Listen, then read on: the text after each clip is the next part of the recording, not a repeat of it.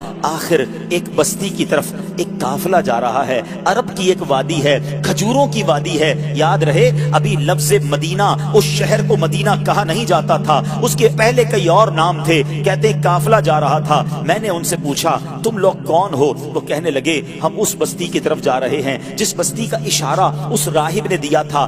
آسان لفظوں میں سمجھ لو وہ قافلہ مدینے کو جا رہا تھا۔ کہتے ہیں کہ ہم وہاں تجارت کرنے کے لیے جا رہے ہیں، ہم وہاں تجارت کرتے تھے، لیکن وہاں آل ابراہیم میں سے ایک شخص پیدا ہوا ہے، اس کی قوم اس کے قتل کے در پہ ہے، جس کی وجہ سے وہ ہجرت کر کے ہمارے شہر میں آ گیا ہے۔ ہمیں ڈر ہے کہ کہیں وہ ہماری تجارت کو روک نہ دے۔ اب سنو، مدینے پر اس کو کنٹرول حاصل ہو گیا ہے۔ معاذ اللہ، وہ قافلے والے نبی پاک علیہ السلام کے خلاف باتیں کر رہے تھے، مگر اس عاشق رسول کے دل کی دھڑکن تیز ہونے لگ گئی۔ ارے یہ تو وہی نشانی ہے، مدینے میں آل ابراہیم سے ایک شخص آ گیا ہے، قوم جو ہے اس کے خلاف ہے۔ کہا اچھا یہ تو بتاؤ یہ ان کی قوم ان کے بارے میں کیا کہتی ہے؟ وہ تاجر کہتے ہیں ان کی قوم انہیں کاہن کہتی ہے، ساحر کہتی ہے، مجنون کہتی ہے۔ اللہ اکبر، اب یہ دیوانہ سمجھ گیا میری منزل مدینے میں ہے، یہ قافلہ جدھر جا رہا ہے مجھے ادھر ہی پہنچنا ہے۔ کہتے ہیں ان تاجروں کو ایسا کرو مجھے ساتھ لے جاؤ۔ کہتے پیسے ہیں تمہارے پاس؟ کہتے کوئی پیسہ نہیں۔ ارے بغیر پیسے کے سفر کیسے ہوگا؟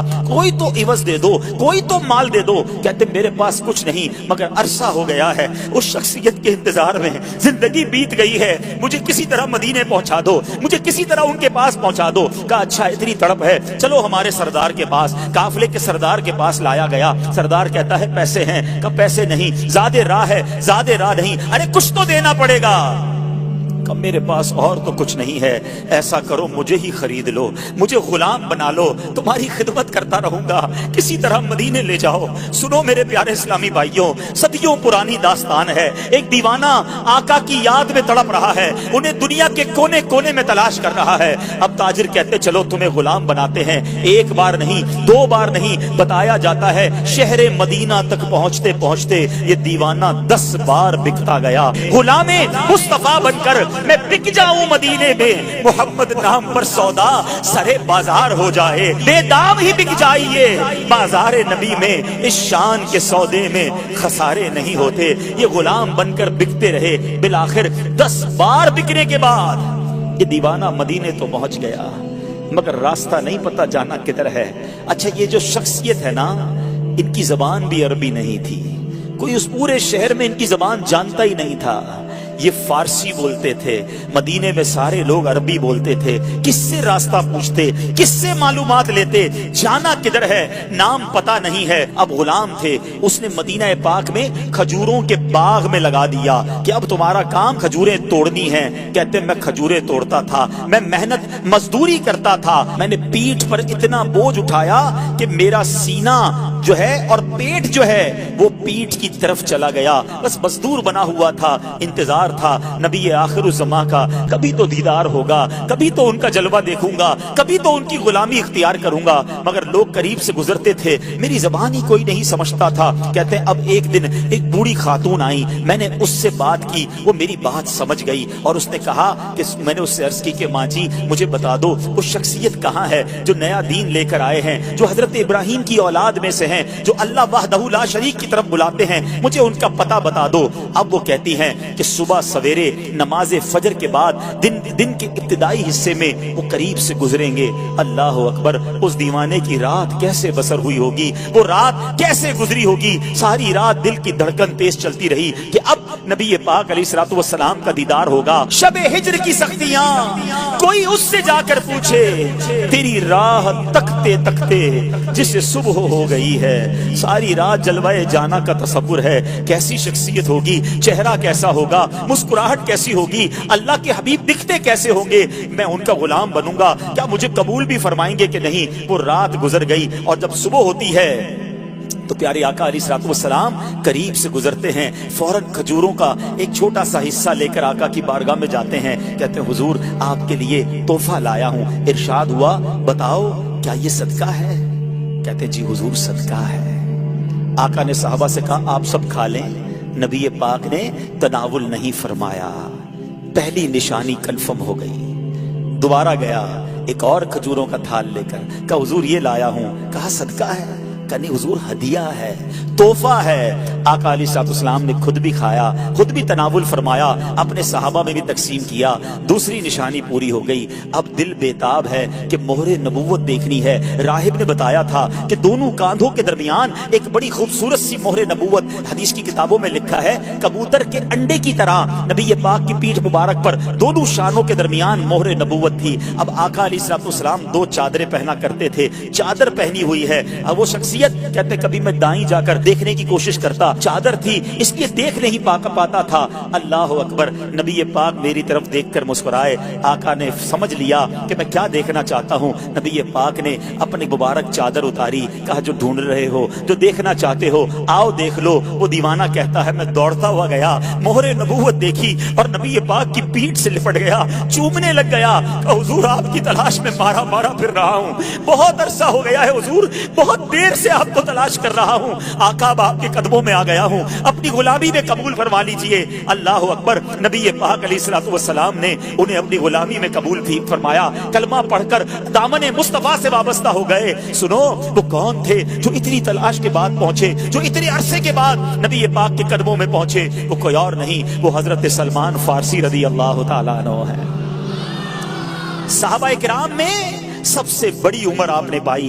एक रिवायत के मुताबिक 250 साल आपकी जो है वो उम्र मुबारक थी और बड़ी तलाश के बाद नबी पाक के पास पहुंचे।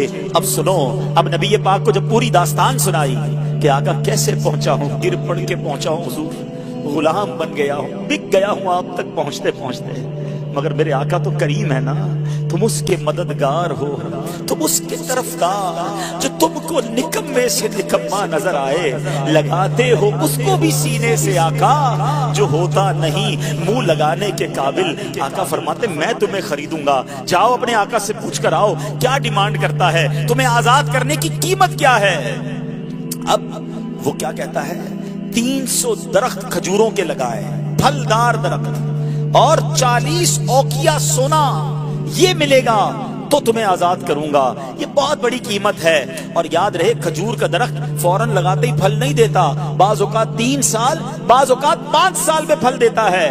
अल्लाह अकबर, नबी पाक अलैहिस्सलाम ने फरमाया कि अब मैं खुद अपने हाथों से पौधे लगाऊंगा। नबी पाक भी जाते हैं, सहाबा भी जाते हैं, पौधे लगाए जाते हैं। आका अपने हाथों से पानी डालते हैं, मेरे आका की शान देखो, पानी डालते हैं और दरख्त बड़ा होना शुरू हो जाता है। कुछ ही दिनों में वो दरख्त फलदार हो जाता है। पूरे मदीने में शोर मच जाता है कि जनाब ये कैसा शान वाला गुलाम है जिसके लिए खजूर के दरख्त भी बड़े हो गए। नबी पाक ने सोना भी अता फरमाया। गोया प्यारे आका अलैहिस्सलाम ने अपने आशिक की कीमत खुद अदा की। वो कहते ना, जब तक बिके ना थे कोई पूछता ना था, तुमने खरीद कर मुझे अनमोल कर दिया। मेरे आका ने ये बाग अपने हाथों से लगाया। अल्हम्दुलिल्लाह 1980-85 तक जो लोग मदीना मुनव्वरा जाते रहे ना, उन्होंने अपनी आंखों से वो बाग देखा कि जैसे सलमान फारसी रदी अल्लाह तआला का बाग कहा जाता था। वो पौधे, वो दरख्त आज भी, आज से 20-25 साल पहले भी मौजूद थे, जो आशिकाने रसूल अपनी आंखों से देखते थे। जिस तरह कुर्बानी के साथ हक की तलाश की, रब्बे करीम हमें भी अपने दीन की खातिर कुर्बानियां देने की तौफीक अता फरमाए। जिस इश्क के साथ नबी पाक का दामन थामा, अपना सब कुछ लुटा दिया, अल्लाह हमें भी नबी पाक की गुलामी में कुर्बानी देने की और खर्च करने की तौफीक नसीब फरमाए। इम्तिहान आए तो दुनिया को ठुकरा कर गुलामी मुस्तफा सच्ची अपनाने की तौफीक अता फरमाए। हाईवे हमारे सामने है, एक बड़ा पुरनूर रास्ता है। आप जानते हैं ये रास्ता कहाँ जा रहा है? देखो मेरे आला हजरत क्या समझाते हैं कि वारू कदम कदम पे हर दम है जाने नौ, वारू कदम कदम पे हर दम है जाने नौ, ये राहे जाफजा मेरे मौला के दर की है। अरे ये रास्ता मदीने को जा रहा है। आपने दुनिया के बड़े खूबसूरत नजारे देखे होंगे, बड़े खूबसूरत रास्ते देखे होंगे, जिसमें सब्जे आते हैं, जिसमें गुलिस्तान आते हैं, मगर खुदा की कसम जो रास्ता मदीने को जाता है جو شاہراہ مدینے کو جاتی ہے اس کے صحرا بھی پیارے ہیں، اس کے پہاڑ بھی پیارے ہیں۔ اللہ اکبر، یہ نظارہ ہی بڑا نرالا ہے، کیونکہ دل کی کیفیت یہ بن رہی ہے کہ مدینے کو جا رہے ہیں، کچھ ہی لمحوں کے بعد ہم مدینے میں پہنچ جائیں گے۔ سبحان اللہ، امیر اہل سنت کے ساتھ ہے، اور امیر اہل سنت کا وہ کلام ہی یاد آ رہا ہے کہ مدینے جا تو رہا ہوں، جب بھی دنیا میں کوئی کسی کے پاس جاتا ہے، کسی شخصیت کے پاس جاتا ہے، کوئی تحفہ لے کر جاتا ہے، مگر ہمارا حال تو یہ ہے کہ کوئی سجدوں کی سوغات ہے نہ کوئی زہد و تقویٰ میرے پاس سرکار ہے۔ چل پڑا ہوں مدینے کی جانب مگر آقا ہائے سر پر گناہوں کا، لگاتے ہیں اس کو بھی سینے سے آقا، لگاتے ہیں اس کو بھی سینے سے آقا، جو ہوتا نہیں منہ لگانے کے قابل۔ آقا تم اس کے طرفدار ہو، تم اس کے مددگار، جو تم کو نکمے سے نکما نظر آئے۔ ہر قدم پر ذوق بڑھتا جا رہا ہے، دل کی کیفیت بڑھتی جا رہی ہے، جیسے جیسے مدینہ قریب آتا جا رہا ہے۔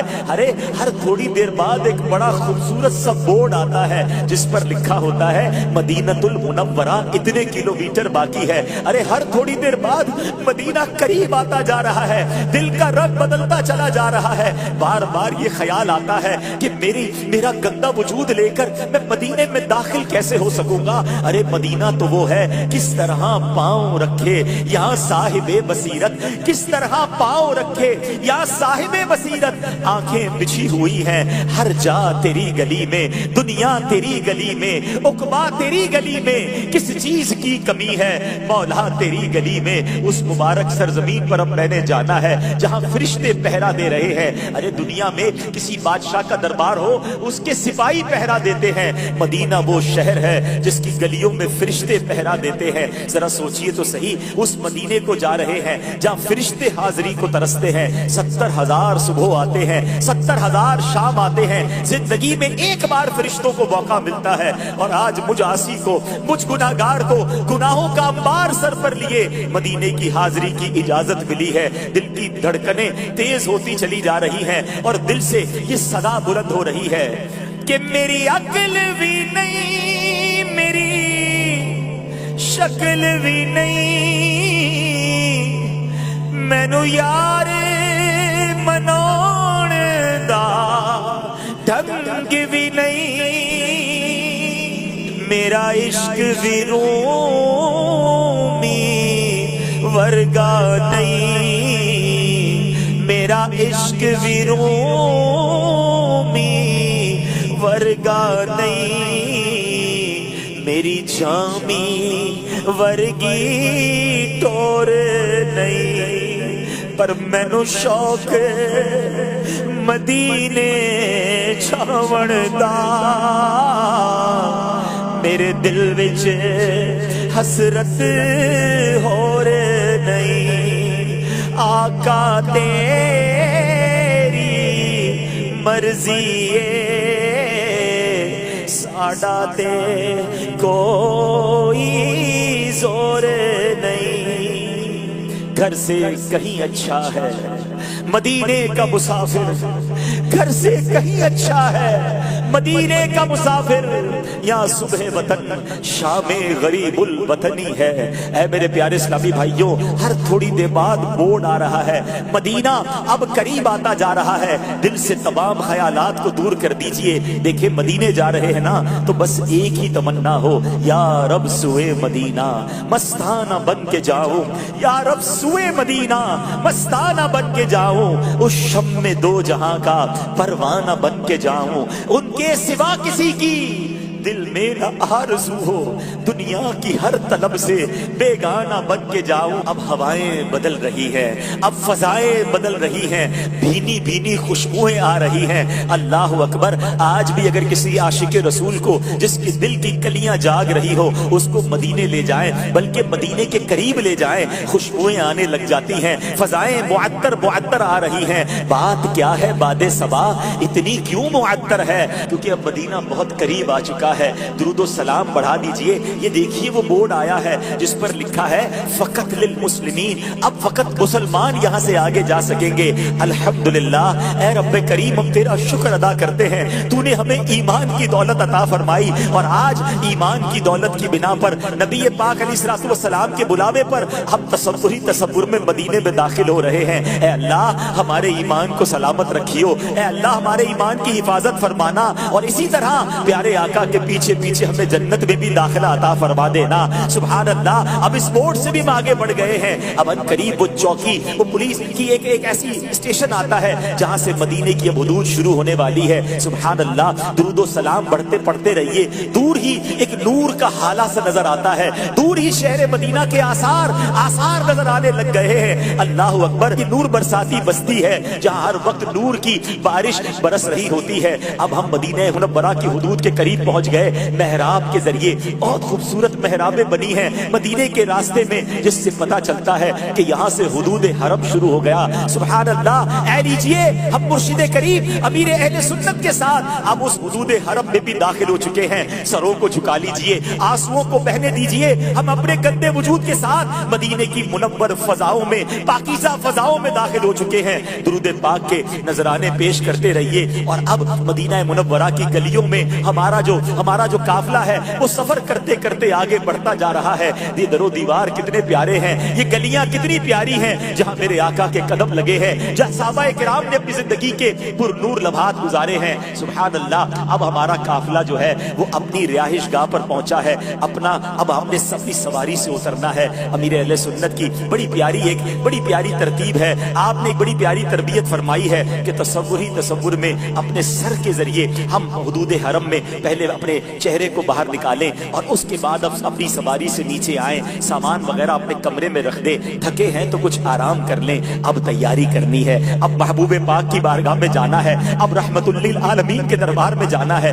غسل کر لیجئے, نئے کپڑے ہوں تو وہ پہن لیجئے, بلکہ اب تو جسم پر ہر چیز نہیں ہونی چاہیے. ارے آج تو امامہ بھی پہننا ہے, آج امامے والے آقا کی بارگاہ میں جانا ہے. مسواک بھی کر لیجئے, بہترین خوشبو لگا لیجئے, اور اب درود پڑھتے ہوئے, آنسو بہاتے ہوئے, اس تصور کے ساتھ آقا کے قدموں کی طرف جانا ہے کہ چلا ہوں ایک مجرم کی طرح میں جانب آقا, نظر شرمندہ بدن لرزیدہ.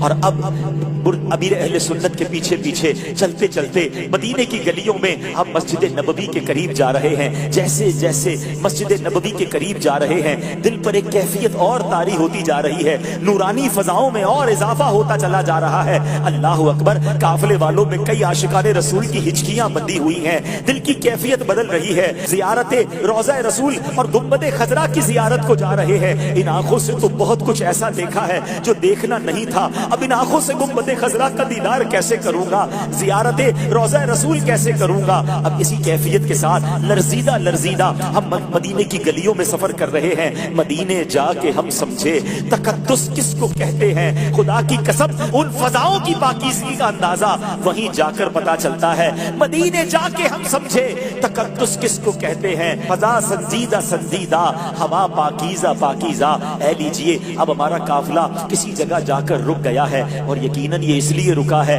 امیر اہل سنت کے پیچھے ہم بھی ہاتھ باندھے کھڑے ہیں, اور اب یہ اس لیے یہاں رکا ہے کہ ہم گنبد خضرا کے سامنے پہنچ چکے ہیں. کائنات کی سب سے خوبصورت عمارت اب ہمارے سامنے ہے, مگر نگاہ اٹھانے کی ہمت نہیں ہو رہی. ابھی نگاہ نیچی رکھیے, درود سلام پڑھتے رہیے, اپنے گناہوں کو یاد کرتے رہیے, ندامت کے آنسو بہنے دیجیے. میرے